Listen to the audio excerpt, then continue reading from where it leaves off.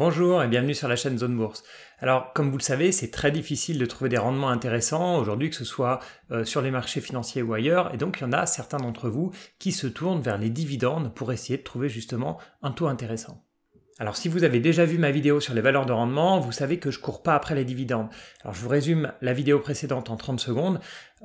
Si l'entreprise marche fort, je préfère qu'elle réinvestisse ses profits dans l'entreprise elle-même pour profiter des intérêts composés, parce que si c'est moi qui dois le faire, je vais donc toucher des dividendes, être imposé sur le revenu, sur ces dividendes et ensuite les réinvestir, et donc sur plusieurs années ça fait une différence énorme entre donc ce système d'effet composé qui a lieu au sein de l'entreprise ou alors si le cash sort pour rentrer ensuite. Et en fait je vois surtout deux bonnes raisons pour être investi dans des dividendes élevés, donc dans des valeurs de rendement. La première, c'est si vous avez besoin de revenus, si vous comptez sur ces revenus pour vivre, ça vous évite d'avoir à vendre une partie de votre capital régulièrement pour avoir des revenus, mais c'est toujours une possibilité si vous avez besoin de revenus et que vous n'êtes pas investi dans des actions qui versent des dividendes. Et la deuxième raison, c'est si vous voulez un portefeuille qui est un espèce de parachute à la baisse, parce que les entreprises qui ont des gros rendements, qui versent des gros dividendes, sont souvent moins sensibles au marché baissier, parce que ça rassure toujours les investisseurs d'avoir des gros dividendes et de voir ce taux de rendement qui augmente à chaque fois que la valeur baisse. Mais si vous êtes toujours intéressé par les entreprises qui versent des dividendes, si vous cherchez du rendement, je vais vous expliquer rapidement, avec quelques critères simples, comment vérifier que ces dividendes sont soutenables pour l'entreprise. Et pour ça, on va d'abord prendre comme exemple deux valeurs à grand rendement, donc Nexity, le promoteur immobilier, et Lagardère. Alors je vais commencer par Nexity en allant voir donc les données financières de l'entreprise, puisque c'est ce qui nous intéresse aujourd'hui. Donc je vais me focaliser vraiment sur les dividendes et pas sur les autres critères de choix d'une action. Donc si je regarde ici donc le BNA, donc bénéfice net par action, donc ça c'est le résultat net de l'entreprise pour les 3 années passées, 2016, 2017, 2018, et pour les futures années 2019, 2020, 2021. On voit ici qu'il est donc pour l'année 2018 par exemple à 4,95 et estimé à 3,29 pour l'année 2019.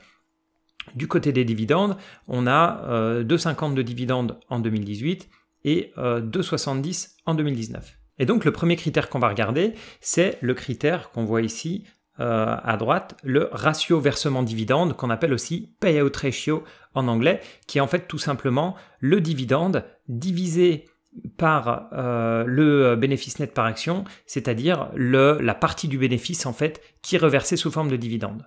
Alors le but bien sûr c'est que plus il est bas, mieux c'est-à-dire que plus le dividende représente une faible part du bénéfice, plus c'est soutenable à long terme. Et on voit sur Nexity que ce taux, il est très élevé, c'est aussi dû bien sûr au secteur, puisque le secteur de l'immobilier dans l'ensemble, et même les constructeurs, ils payent toujours de gros dividendes. Et si maintenant on regarde l'évolution de ce ratio dans le temps, et là je suis sur le site de Nexity, on voit que malgré la hausse du dividende, en fait ce ratio il baisse puisqu'il était à 100% il y a quelques années et il est maintenant donc aux alentours de 79% pour l'année 2018 et puis donc eux estiment à 71% pour 2019, mais on voit que les estimations des analystes sont un peu différentes. Et bien sûr, comme ce ratio est très élevé, ça veut dire qu'à la moindre baisse de résultat, le dividende va être difficile à maintenir. Donc ça, plus là on comprend bien que plus ce pourcentage est élevé, plus c'est un mauvais signe, puisque ça rend le dividende très sensible aux résultats de l'entreprise. Si maintenant je passe du côté de Lagardère, c'est aussi très intéressant, puisqu'on voit, donc là ici on a le bénéfice net par action qui est donc de 1,49 en 2018, un dividende lui qui est très stable à 1,30 depuis des années et des années, et donc ce qui est intéressant c'est que quand on voit les estimations pour les années 2019 et 2020, le résultat net est inférieur donc au dividende, ce qui nous fait, et on le voit ici, un ratio versement dividende qui est supérieur à 100%, donc très mauvais signe pour les années futures. Deux autres critères à regarder, ce sont donc la croissance du dividende, ou la stabilité dans le cas de Lagardère, et puis la croissance des bénéfices.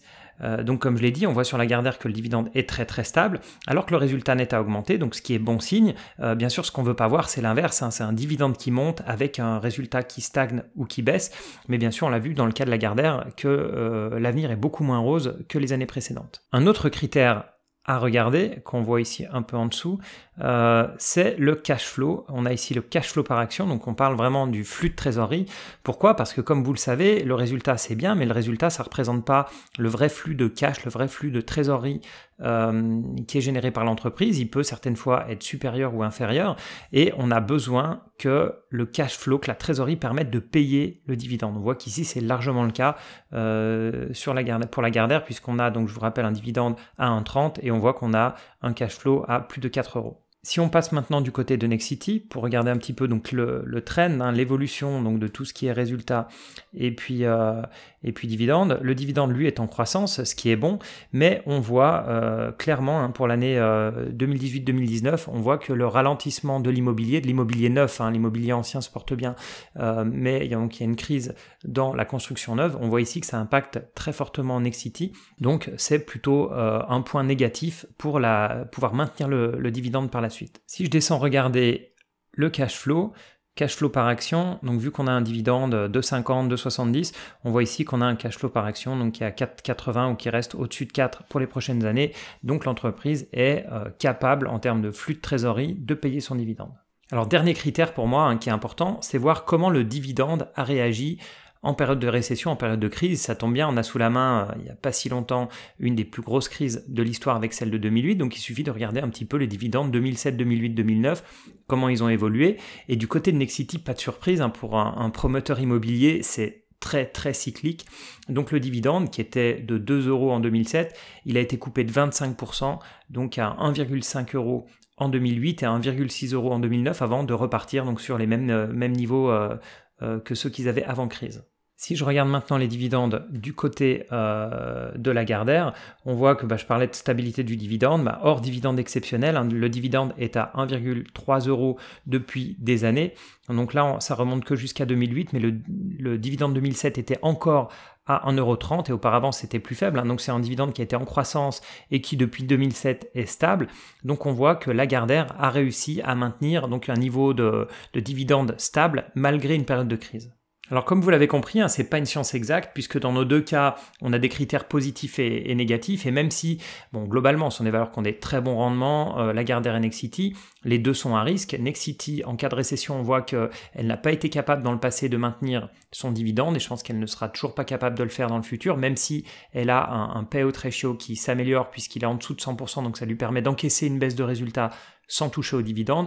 Du côté de la Gardère, on voit que le résultat estimé pour les années prochaines est supérieur au dividende, donc ça va être probablement difficile pour la Gardère de maintenir son dividende, même si on voit qu'ils en font une politique très forte, donc on voit qu'ils vont faire le maximum pour maintenir ce dividende, surtout que le cash flow le permet. Alors maintenant, si vous voulez une valeur qui, selon moi, a un dividende qui est très solide, c'est une valeur que j'aime beaucoup, qui est Ipsos. Alors Ipsos, ce n'est pas une valeur que j'aime à cause ou grâce à son dividende, c'est une valeur que j'aime pour d'autres raisons, notamment de valorisation.